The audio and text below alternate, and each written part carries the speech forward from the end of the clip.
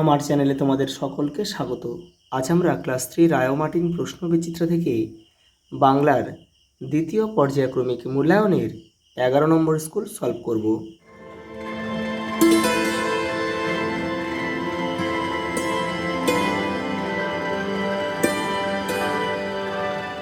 প্রথম প্রশ্ন দেখো, পর্যটন কবিতাটির প্রথম 4 লাইন কবির নাম সহ লেখো।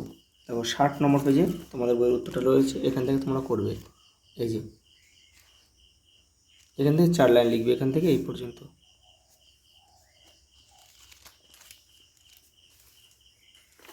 পরের প্রশ্ন দেখো, লেখকের অভিযানের গন্তব্যস্থল কোথায় ছিল? আন্দামান।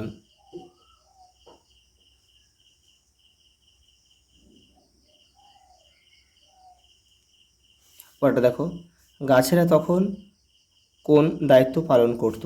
দেখো তোমাদের বই 63 নম্বর পেজে রয়েছে, দেখে নাও। এই দেখো, মানুষকে হেঁটে হেঁটেই দূর দূরান্তে যেতে হতো, হাত বাক্স নিয়ে যাওয়া ছিল এক কঠিন ব্যাপার। গাছেরা তখন সে দায়িত্ব পালন করত। তোমরা এখান থেকে লিখবে, তাদের শাখা প্রশাখা ছড়িয়ে দিত চারিদিকে, মানুষ তাদের গাছ পোশাক আশাক বাক্স প্যাটরা থলি সেখানে ঝুলিয়ে রাখত। পরেরটা দেখো, মাঝিপাড়ার ছাগল 3টে বিদঘুটে কেন? কারণ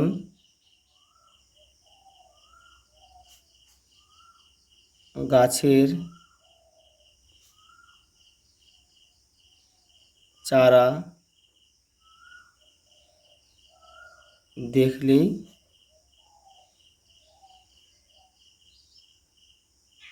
মুড়িয়ে দেয়।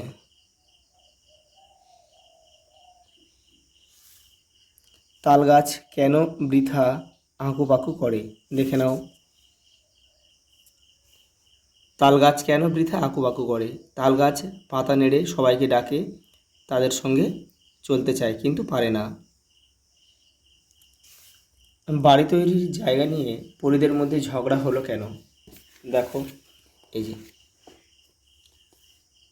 কয়েকজন পরি চাইছিল গভীর বনের মধ্যে মজবুত গাছের ডালে বাড়ি তৈরি করতে, আর দুজন পরি চাইছিল ফাঁকা মাঠে গাছের ওপর বাড়ি তৈরি করতে। দেখো, হার শব্দটি দুটি আলাদা অর্থে ব্যবহার করে দুটি বাক্য লেখো। এখানে হার মানে অলংকার,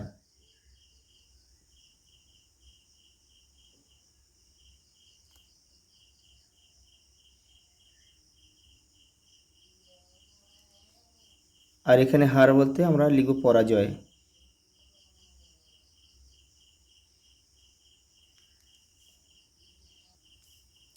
দেখো, বাক্য রচনাগুলো তোমরা নিজেদের মতো করবে, তবু আমি করে দিচ্ছি। দেখো, অলংকার, বিয়েতে বাবা মেয়েকে অলংকারে ভরিয়ে দিল।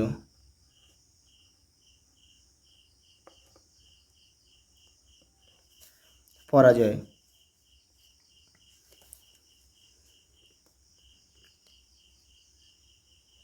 খেলায়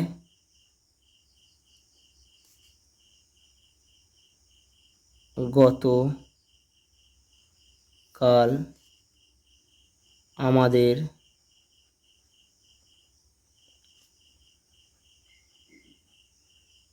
পরাজয় হয়েছে।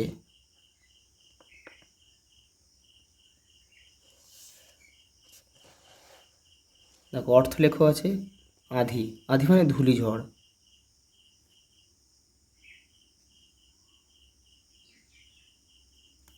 আচমকা মানে হঠাৎ।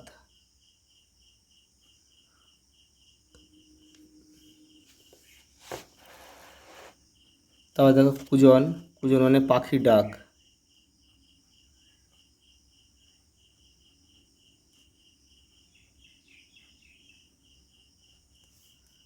ভাব মানে মিল।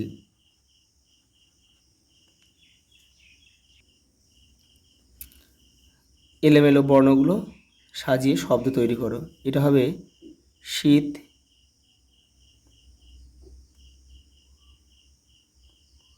শীতকাল, আচমকা,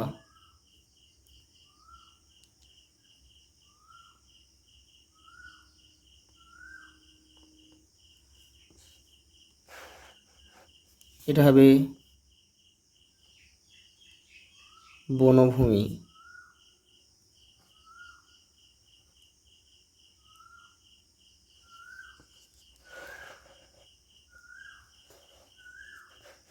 দেখো বলেছে বাক্য বাড়াও। তাল গাছ কেবলই ডাকে, কাদের, কিভাবে? তাল গাছ কেবলই ডাকে, বলা কাদের? আমি এখানে লিখে দিচ্ছি এটা। তাল গাছ কেবলই ডাকে, বলাকাদের। বলাকাদের পাতাগুলো নেড়ে নেড়ে। এ কীভাবে রয়েছে?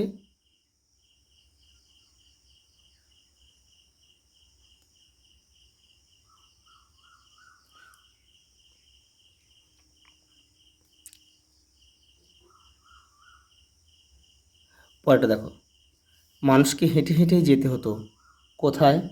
দেখো মানুষকে হেঁটে হেঁটেই, এখানে লিখে দিচ্ছি।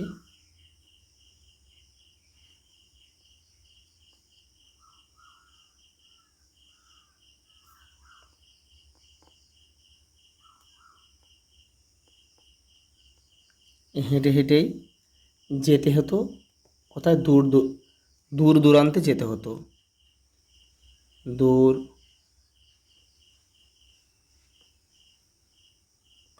দূরান্তে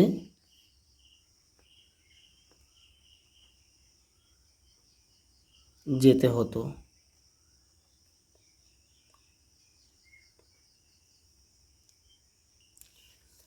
বিপরীত শব্দ লেখো, ঘন, পাতলা, দেশে, বিদেশে, ঠিক, ভুল, বাঁধা, খোলা।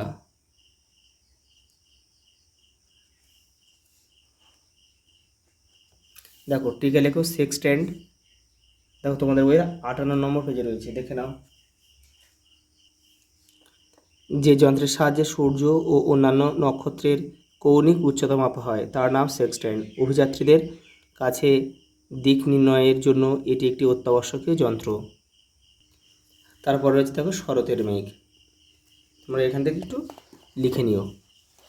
এই দেখো রয়েছে এখানে, এই যে শরৎকালের আকাশে বর্ষার কালো মেঘ আর থাকে না, পেঁচা তুলোর মতো সাদা সাদা মেঘ ভেসে বেড়াতে দেখা যায়। তাদের সঙ্গী হয় বকের দল। তারা সার বেঁধে পারিজাত ফুলের মালার মতো আকৃতি ধারণ করে মেঘেদের সঙ্গে উড়ে চলে। সমার্থক শব্দ লেখো, সোনা, স্বর্ণ লেখা যায়, কনকও লেখা যায়, কনক বানাও সোনা।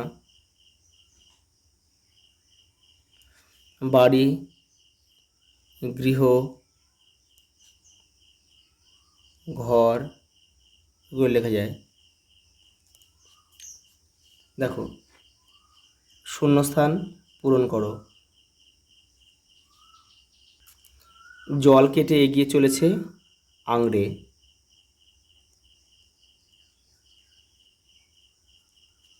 আজ সকাল থেকে একটা ড্যাশ চলেছে আমাদের পেছনে পেছনে, বিরাট কচ্ছপ।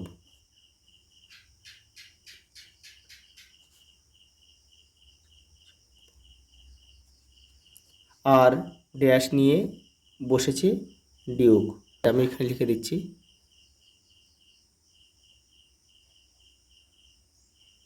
সেক্সট্যান্ড নিয়ে বসেছে ডিউক। আর এটা হবে রসগোল্লা, খাওয়া যাক, এটা হবে রসগোল্লা।